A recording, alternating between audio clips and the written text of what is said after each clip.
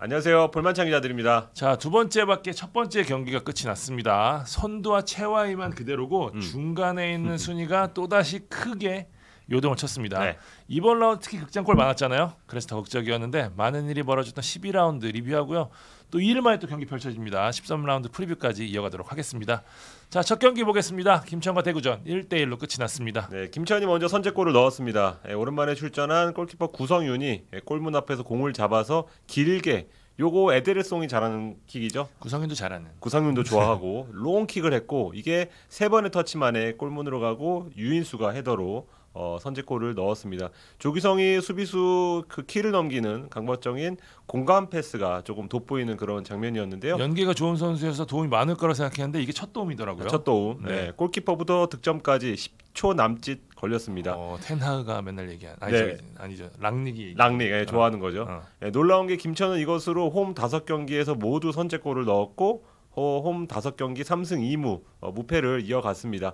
컨셉 자체가 조금 좋았습니다. 센터백을 일단 수비진에 3명 박아두고 측면에 발빠른 선수를 배치해서 대구의 특장점이죠. 역습을 적절하게 차단을 했습니다. 대구는 공이 상대 진영으로 쉽게 나아가지 못하면서 주도권을 내준 채 답답한 경기를 이어갈 수밖에 없었습니다. 대구가 헤더가 위협적인 팀이잖아요. 근데 그걸 의식해서 그런 건지 위험 지역에서 좀 파울을 하지 않으려는 그런 모습을 좀 보았고요. 김천은 선제골 넣고 추가 시간까지 장장 77분 가까이 경기를 리드합니다. 승리가 눈앞에 아른아른거렸고 조규성도 교체돼 나왔고 누가 봐도 승점 3점이 김천에게 가는 분위기였는데 추가 시간 4분이었죠. 정확히는 94분 01초. 올 시즌 네 번째로 늦은 시간의 득점인데 세징야가 골을 넣었습니다. 그 전에 일단 김천은 공격에 공이 있을 때가 있었거든요. 그때 시간을 끌든 어떻게든지 자기 진영 박스로 못 오게 막았어야 되는데 너무 쉽게 크로스를 허용을 했고요.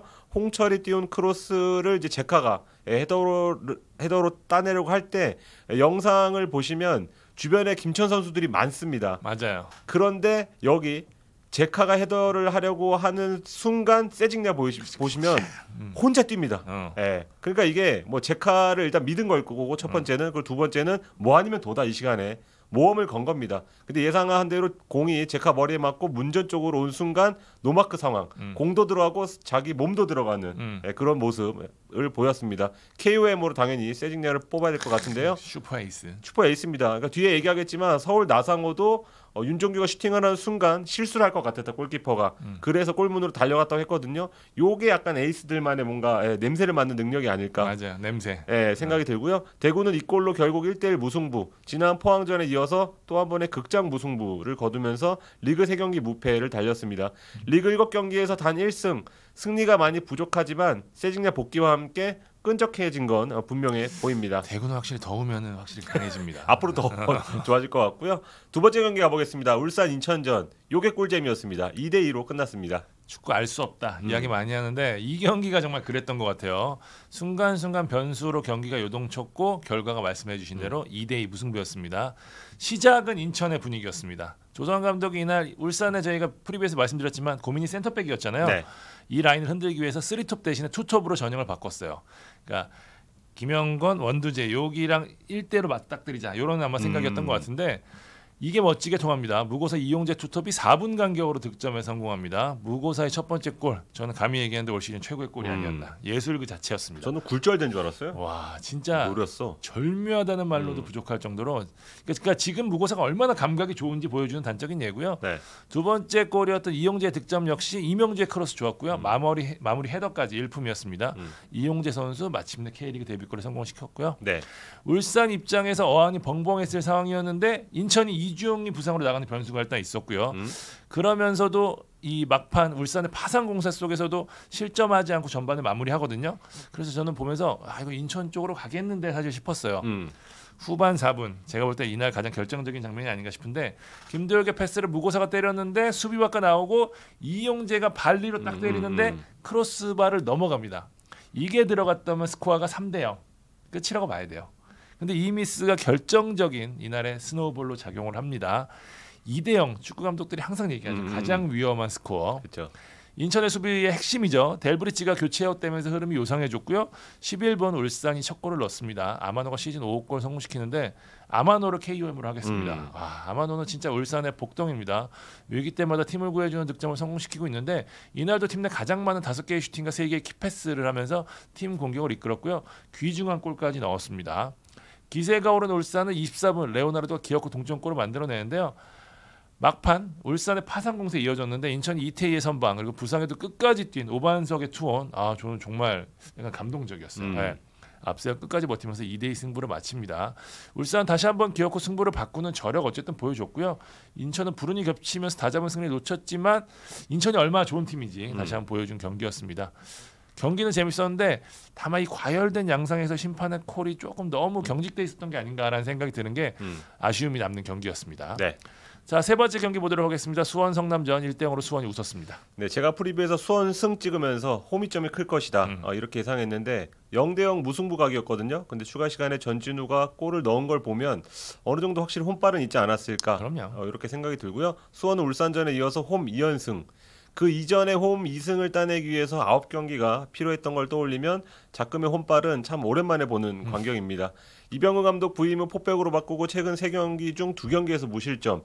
요것도 참 오랜만에 나오는 그런 수원의 모습이고요. 결승골을 넣은 전진우, 구전세진이죠. 네, 오늘의 KOM인데 시즌 첫 번째 리그 선발 출전 경기에서 결승골을 넣었습니다.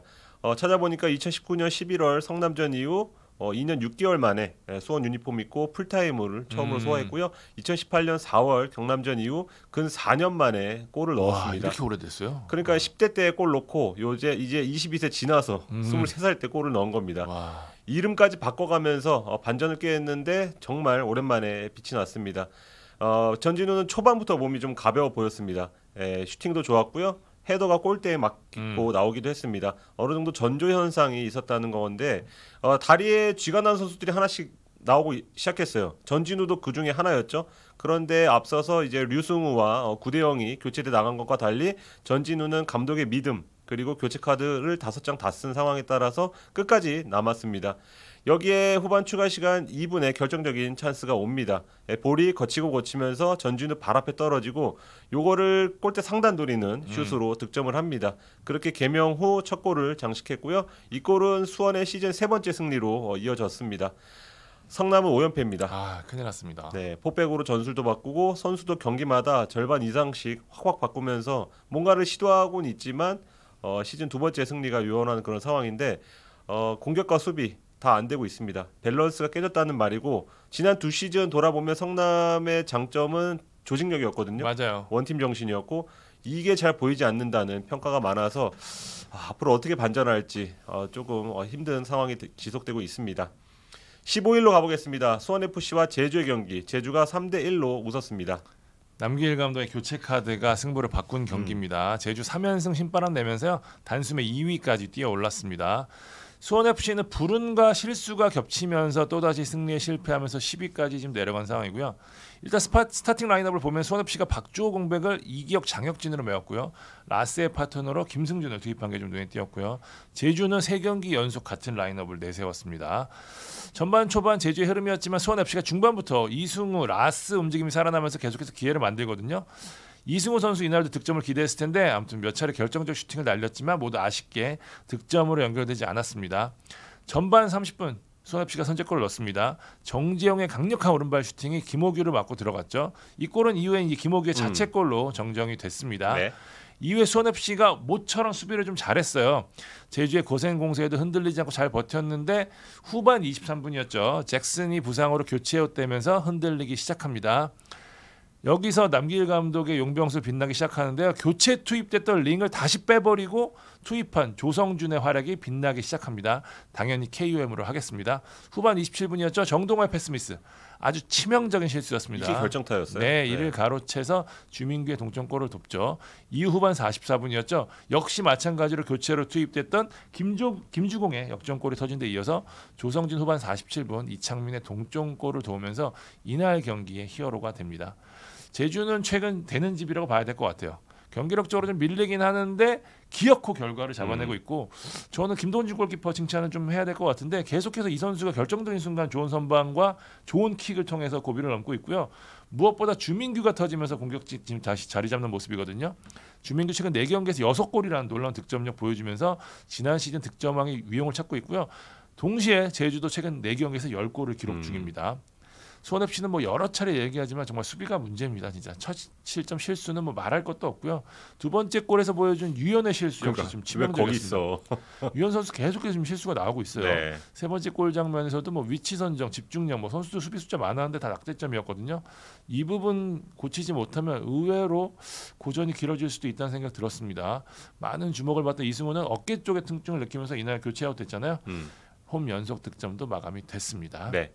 이번엔 전북 강원전입니다. 1대1로 비겼습니다. 강원의 방패가 좀 아무래도 돋보이지 않았나 싶은데 8경기 뭐 무승이지만 이날 경기를 통해서 좀 반등의 실마리를 찾지 않았을까라는 생각이 드는 경기였습니다. 강원 스타팅 라인업에 강원 베스트 라인업에 김진호, 양현준, 김대호, 박경배, 우병철 5명의 22세 이하 선수를 명단에 넣었습니다. 그러니까 현재 강원 스쿼드가 부상에 신음 중이잖아요. 얼마나 상황이 안 좋은지 보여주는 부분인데 이 선수들 중에 경기에 나선 선수들이 대부분 잘해줬다는 거 이게 굉장히 고무적이었습니다. 특히 김진호 선수 꽤나 괜찮은 플레이 좀 보여줬고요. 양현준 선수는 뭐 지금 설명이 필요 없습니다. 리그 최고의 공격수 중 하나라고 봐야 될 것 같아요. 지금 연스버리 수비 쪽에서 실점이 좀 많긴 했는데 이날은 수비가 아주 단단했습니다. 수비 시에 5-4-1 형태가 잘 유지되면서 조직력, 집중력 다 칭찬할 만했어요. 그 중에서 누가 가장 좋았냐? 임창호 선수 꼽겠습니다. KOM으로 꼽는데요. 김영빈, 윤석영과 3백을 이룬 임창호는 이날 공중경합, 클리어링, 블락 모두 팀 내 1위였습니다. 수비적으로도 좋았는데 후반 38분에는 김대현의 선제골 장면까지 기여했거든요. 특유의 폭발적인 돌파를 앞세워서 오른쪽을 멋지게 뚫어냈고요. 곧바로 멋진 크로스를 날렸죠.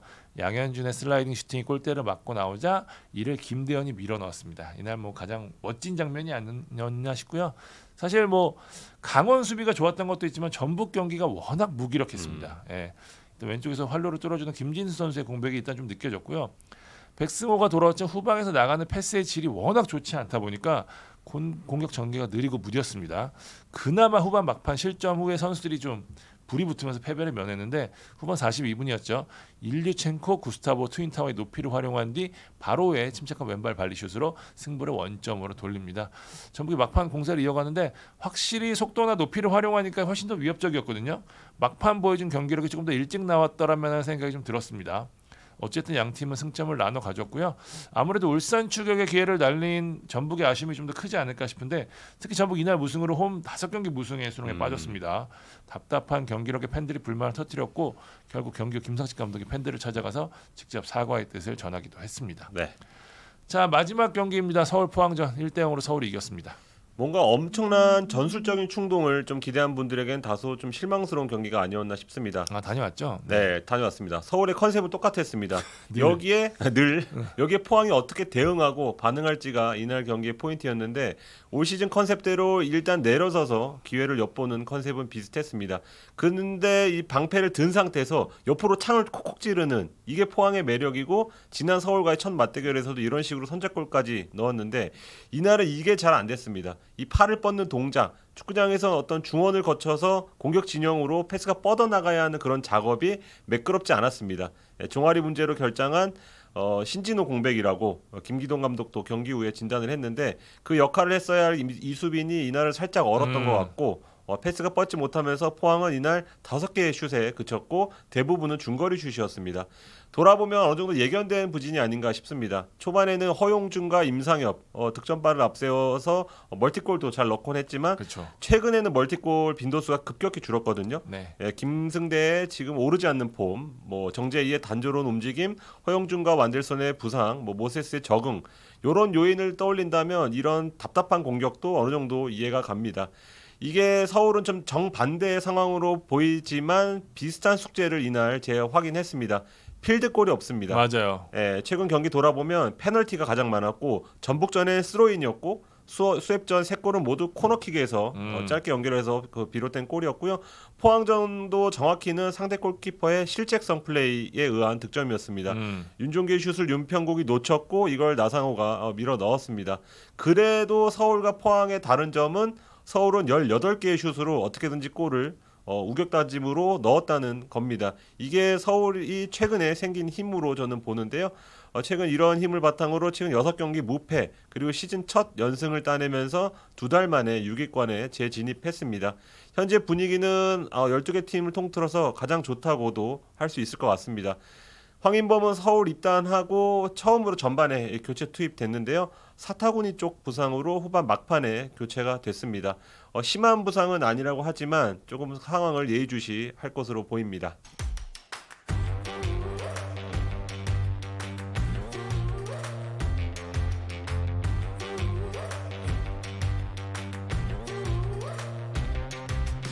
자, 13라운드 프리뷰 빠르게 해보도록 하겠습니다. 첫 경기는 17일 오후 7시 수원 월드컵에서 열리는 수원과 김천전입니다. 두 팀은 4월에만 리그와 FA컵에서 2번 맞붙어서 스코어는 모두 1대1이었습니다. FA컵 3라운드에선 수원이 승부차기 끝에 승리를 했었고요. 수원은 홈 2연승 찍고 3연승 노립니다. 그리고 김천은 원정 7경기에서 지금 1승 중이거든요. 홈강 원약의 꼬리를 고리를 빅버드에서 끊길 바랄 겁니다. 계속된 강행군이 시작되기 때문에 양팀 모두 어느 정도는 로테이션을 염두에 둘 것으로 보이는데 쉬지 못할 것으로 보이는 선수는 아무래도 수원 양영모와 김천 조규성 일 겁니다. 두 선수는 FA컵 승부차기에서 만났고 양영모가 조규성의 파넨카를 선방을 했었습니다. 그전 리그 경기에선 조규성이 양영모가 손을 쓸 수 없는 코스로 중거리 슛을 넣은 기억도 있습니다. 방패와 창의 싸움 지켜보시면 좋을 것 같고요. 지난 라운드에서 득점한 전진우와 유인수 두 발빠른 측면 공격수의 맞대결도 흥미로울 것 같습니다. 예측해보면 저는 또 한 번의 1대1 무승부를 예상하겠습니다. 저도요. 양 팀의 상성범은 한쪽으로 쏠릴 것 같지는 않아 보입니다. 네. 자, 두 번째 경기 오후 7시 30분 인천 전용구장에서 열린 인천과 대구전입니다.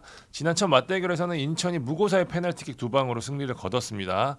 인천 이슈 역시 수비진이 되겠죠. 울산전에서 다친 델브리지, 오반석, 이주용 모두 출전이 불투명합니다. 주말 경기까지 있는 만큼 이날 무리하지 않겠다는 게 조성환 감독의 생각으로 알고 있습니다. 대구는 세징야 제카 콤비가 살아나면서 승점 쌓고 있는데요. 수비진도 안정을 쌓아가고 있고요. 대구가 계속 막판 따라가는 득점으로 승점을 얻고 있지만 경기력이 완전치는 않고 체력적 부담이 있다는 건 고민이 될 것 같습니다. 역시 이날도 양팀 외국인 에이스 무고사와 세징야를 주목하는 게 아마 맞지 않을까 싶고요. 인천이 대구를 상대로 최근 5경기에서 4승 1패로 무척 강했다는 점 말씀드리도록 하겠습니다. 예측해보면 저는 무승부. 인천은 홈이긴 한데 부상자가 많은 게 좀 신경이 쓰입니다. 저는 인천 승 걸겠습니다. 네, 대구는 여전히 밸런스가 잡히지 않는 그런 모습. 조금 더 단단한 팀 인천이 승리할 것 같습니다. 세 번째 경기는 18일 오후 7시 울산 월드컵에서 열리는 울산과 제주전입니다. 선두 울산 2경기 연속 2위 팀을 상대합니다. 지난 라운드에선 인천, 이번 라운드에선 제주입니다. 네. 선두권을 위협하는 팀들의 도전을 받아들이는 입장인데 ACL 다녀와서 울산이 일정운이 정말 없었죠. 네. 그런데 이번 라운드 상대적으로 괜찮습니다. 14일 토요일에 홈경기를 치렀고 18일도 홈경기입니다. 4일 간격.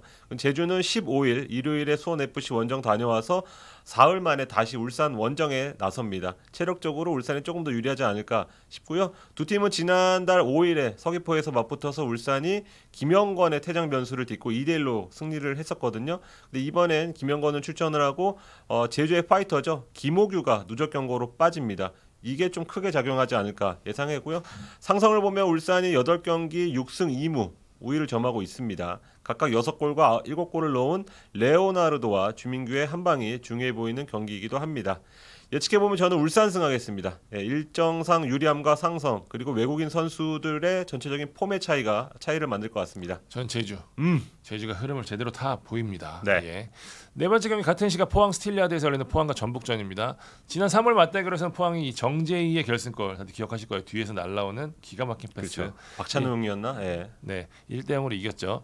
전북 2패배로 3연패 수렁에 빠지는 계기가 됐었습니다. 아마 전북 입장에선 당시에 매듭을 끊고 싶다는 생각을 할 텐데 고민은 경기력이에요. 예, 도통 올라오지가 않습니다. 예, 김선식 감독 변화를 대거 주겠다는 생각을 저한테 밝혔는데 어떻게 될지 좀 지켜봐야 될 것 같고요. 포항은 역시 신진호의 공백을 어떻게 메우냐가 포인트일 것 같은데 이날 경기도 좀 출전이 불투명한 상황이거든요. 점유율을 높이기보다는 아마 지난 경기에서처럼 전북을 상대한 그 선수비 후역습 전략을 택하지 않을까 싶습니다. 전북의 경기가 살려면 역시 백승호에서 좋은 패스가 나가야 되고요. 포항은 최근 침묵 중이지만 임상엽이 마무리를 해줘야 되는 게 두 팀이 살할 수 있는 방법이잖아요. 그래서 두 선수를 주목하고 싶습니다. 예측해보면 무승부. 두 팀 모두 정상적인 상황은 아니다 싶습니다. 저는 전북승입니다. 전북이 홈에서 약한데 리그 원정 4연승 중이더라고요. 그리고 포항 원정 3연승. 최근 경기력과는 다른 결과가 나올 수 있지 않을까 싶습니다. 자, 다섯 번째 경기 오후 7시 30분 탄천 종합운동장에서 열리는 성남과 수원FC전입니다. 성남 연패가 5경기로 늘어났는데 5경기에서 한 골밖에 넣지 못한 공격으로는 힘들잖아요. 문제는 수원FC 수비가 최악이라는 점입니다. 매 경기 많은 골 내주고 있는데 이 상성 재밌잖아요. 사실 지난 맞대결에서 성남이 수원FC 수비를 흔들면서 4대3 승리를 거뒀거든요. 7골. 예. 그러면서 시즌 첫 승을 신고했었는데 이날도 이런 경기가 펼쳐질까 보시면 재밌을 것 같고요. 양 팀 모두 스쿼드상으로는 큰 문제가 없습니다. 수원FC의 이승우, 잭슨 뭐 부상 때문에 나왔는데 모두 출전이 가능할 전망입니다. 그리고 박주호 선수도 이제 돌아옵니다. 그렇습니다. 네. 예. 성남은 수원FC를 상대로 전 경기 득점 중인 뮬리치의 역할이 역시 중요해 보이고요. 수원FC 역시 성남에 강한 라스가 이날 키 플레이어가 되지 않을까 싶습니다. 예측해보면 저는 수원FC 승리로 하겠습니다. 그래도 경기력이 조금 낫지 않나 싶어요. 네, 저는 이제 난타전 끝에 한 3대3 보겠습니다. 오. 무승부 가겠습니다. 마지막 경기는 같은 시각 강릉 종합에서 열리는 강원과 서울전입니다. 시즌 두 번째 연수 더비입니다. 지난 맞대결에선 강원이 서울 원정에서 먼저 2골 넣고 후반에 2골을 허용하면서 2대2 무승부로 끝났죠. 지난 시즌 말미 잠실에서 맞붙어서 그때는 0대0. 지금 최용수 감독과 안익수 감독 지략 대결이 두 경기 연속 승부를 내지 못했습니다. 강원은 올해 2승을 모두 홈에서 따냈고 서울은 원정 7경기에서 단 1승, 홈과 원정 상성이 중요하게 작용할 수 있을 것 같은데 강원이 일단 주말에 전주 원정 다녀왔잖아요. 그래서 체력적 우위는 크게 작용하지 않을 것으로 예상할 수 있고 두 팀의 득점이 후반에 집중되어 있습니다. 그래서 전반전엔 긴 탐색전 가져가고 후반에 승부를 보는 그런 그림이 나오지 않을까 싶습니다. 각각 5골을 기록 중인 돌격대장이죠. 김대원과 나상호의 활약이 중요해 보이는 한판입니다. 예측해보면 무승부하겠습니다. 원정 서울은 크게 신뢰하기 어렵습니다. 저는 서울승. 서울의 흐름이 좀 좋지 않나라는 생각이 좀 듭니다. 네.